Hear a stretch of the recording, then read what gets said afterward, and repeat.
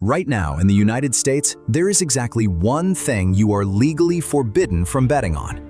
Not gold, not oil, not the price of a barrel of crude or the fate of a currency. It's a vegetable. It's probably in your kitchen right now, and it probably made you cry this week. It's the onion. Traders can gamble on the weather, on pork bellies, on the interest rate 3 years from now. But onions, the single most ordinary thing in the entire grocery store, are off limits by federal law, and they have been for almost 70 years.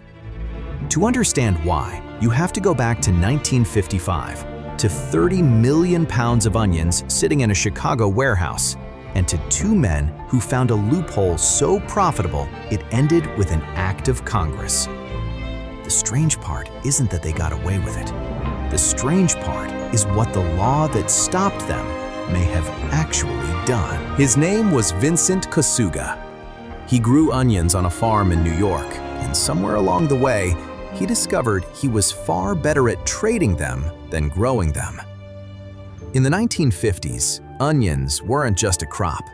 They were one of the hottest contracts on the Chicago Mercantile Exchange. At one point, onion futures made up 1/5 of everything traded there. That's the thing people forget. This wasn't some backwater market. The humble onion was a genuine Wall Street darling. Kosuga had already made and lost fortunes betting on it, and by the fall of 1955, he and a partner named Sam Siegel had a plan that didn't involve guessing which way the price would go. They were going to decide it.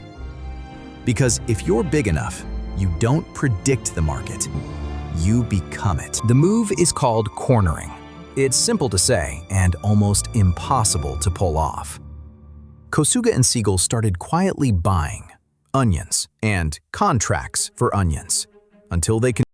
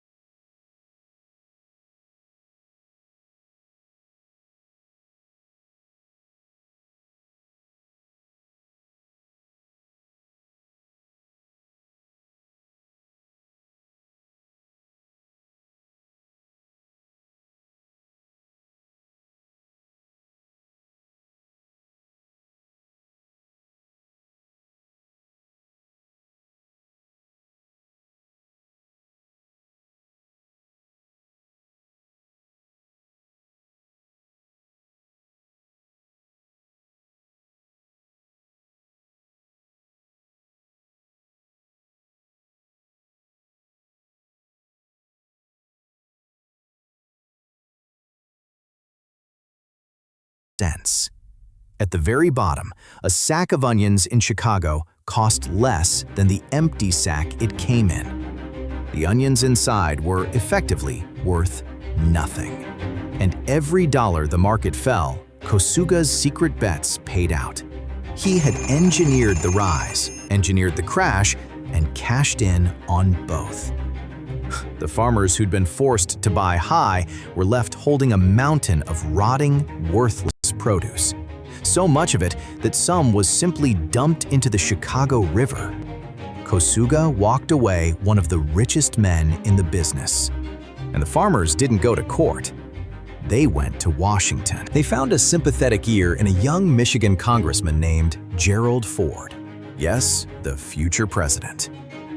Ford sponsored a bill with a very simple idea. If speculators can do this to onion farmers, then take onions away from the speculators. Ban the futures.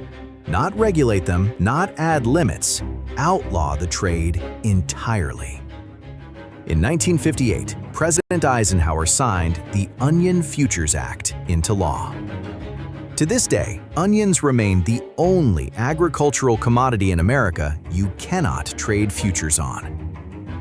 Decades later, lawmakers quietly stretched the same law to cover one other thing: bets on Hollywood box office numbers.